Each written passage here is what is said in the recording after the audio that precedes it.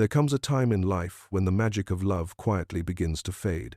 It doesn't happen because of some massive drama or a terrible heartbreak, but rather from a subtle shift deep within you. What once felt like an intoxicating rush now feels different. The words are the same, the gestures remain, but they no longer strike the same chord in your heart. It begs the difficult question, why does love no longer feel the way it used to?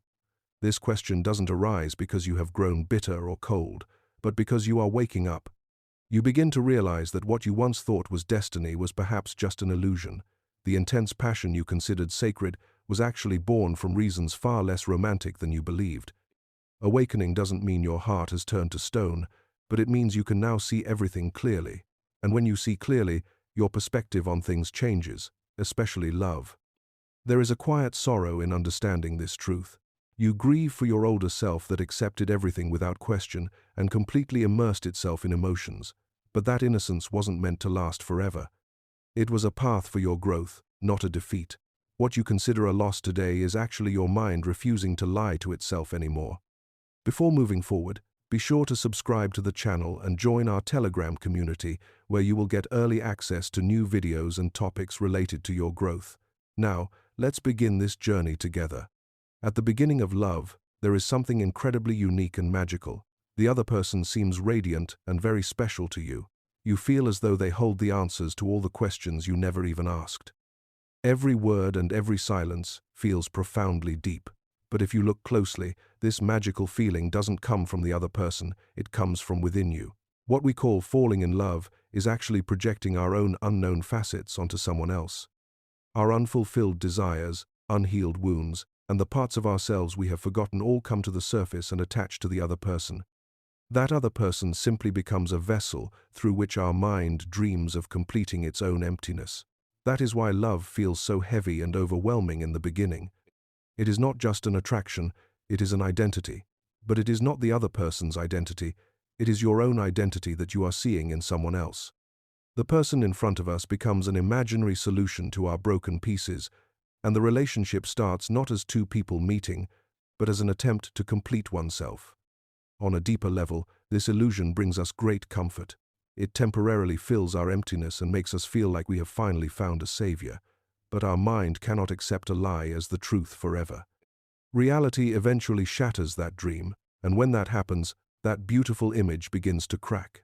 This breaking is not a betrayal, but the truth re-emerging, and right at this turning point, awakening becomes possible. Waking up is never easy. It doesn't arrive as a peaceful realization, but rather feels like a brutal awakening. Suddenly, the other person doesn't look as radiant. Their flaws become clearly visible. What once felt magical now feels like just an ordinary human being. There is often disappointment in this moment, but the truth is, this is your mind healing itself. Our mind strongly resists this change. To see the other person clearly means admitting that all the magic was our own creation. This realization terrifies us because that old story gave us a purpose to live. When that dream shatters, many people feel a heavy emptiness. But this emptiness is not a lack of love, it is the end of an illusion. And once an illusion is gone, it cannot be brought back. That is why people say that awakening ruins love. In reality, it destroys the lie that the love was built upon. During this time, a sense of shame is also felt. Thinking that we believed our imagination to be the truth can make us feel bad, but this shame is simply a part of becoming wise. It represents the shift where you start observing consciously instead of drifting blindly.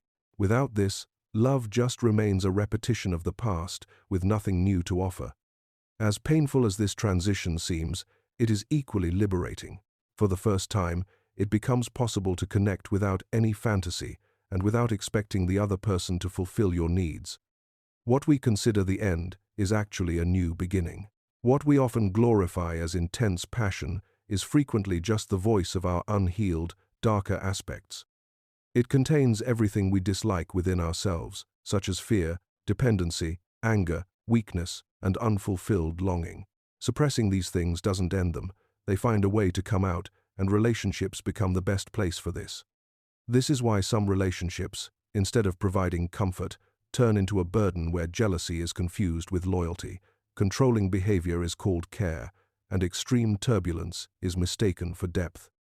Our dark side thrives on this unrest. It needs drama and conflict to feel alive. In these relationships, love is less about connection and more about escaping. Escaping loneliness, escaping emptiness, and escaping old wounds. We feel like we are moving toward the other person, but often we are moving toward a mirror that reflects the very parts of ourselves we refuse to look at. What makes this most dangerous is that this dark side feels incredibly real. It speaks with immense emotion and convinces us that it is the truth. But too much noise and intensity do not mean depth. It is just pressure, and pressure eventually breaks things. Relationships built on unresolved wounds do not break due to a lack of emotion, but under the heavy burden of too many unspoken feelings. The beginning of awakening happens when you take responsibility for yourself. When you understand that no relationship can fill the void, you refuse to acknowledge yourself. At this crossroads, love stops being a remedy and becomes a reality, and many relationships cannot survive this transition. After awakening, love no longer arrives like a storm. It doesn't promise to sweep you away or save you. It is profoundly quiet, slow, and peaceful. People often mistake this tranquility for a lack of passion, but it is something far more precious. After waking up, love is not born out of need, but from your own inner peace. There is no rush, no desperation, and no secret agreement to save or complete one another. Two individuals meet without illusions, without masks, and without needing to lean on each other. This kind of love might feel strange at first. There is no emotional intoxication to hide behind, no story to cling to. What remains is honesty, and honesty requires courage. It demands that both people stay in the present and understand their responsibilities. That is why those who have awakened often seem a bit distant or very deliberate in their steps. They are not detached, they simply know how to observe. They no longer make the mistake of confusing noise with intimacy or pain with depth. They immediately recognize dependency and refuse to build a relationship on it. Such love doesn't make false promises of staying together forever, but it offers honesty. It doesn't demand sacrifice, but gives the opportunity to choose. And because there is no pretense or spectacle in it, it remains invisible to those who are still looking for drama. Yet, this is the form of love that never betrays. Awakening often leads to solitude, not because love has ended, but because the illusion has. When imaginary stories shatter, the relationships tied to them end as well. This solitude is not emptiness, but a way to reclaim yourself.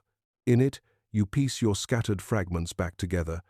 In this state, your identity does not depend on whether someone wants you or has chosen you. You become your own home. Silence replaces the noise, and for the first time, a person learns to live with themselves without any distractions. This loneliness seems scary at first, because it clears everything away. Yet, there is something very profound here. The need to fall for someone vanishes. Falling means losing your sense, getting lost in imagination, and forgetting yourself. Those who are awakened no longer wish to lose themselves. They want balance and clarity. Instead of falling, they choose. They choose peace over madness, truth over illusion, and tranquility over pretense. And when love arrives in this state, it isn't a compulsion to survive. It is accepted as a companion, not a savior. That is why such love is rarely seen. It requires two people who can stand alone without fear, meet without masks, and live together without claiming ownership over each other. Very few people are willing to walk this path, but those who do find something that never breaks. Even if love leaves, they still remain whole. After awakening, a new confusion arises. It is no longer the fear of being alone, but the fear of losing oneself in another. This fear is very subtle, and people often mistake it for distance. But in reality, it is self-respect. Those who have awakened have learned, through immense pain, that when love becomes the sole purpose of your life, it is very easy to lose your identity. At this point, love is no longer something that just happens to you, but rather something you consciously participate in. The question isn't whether I am feeling enough, but whether I can maintain my identity while loving. This mindset changes everything.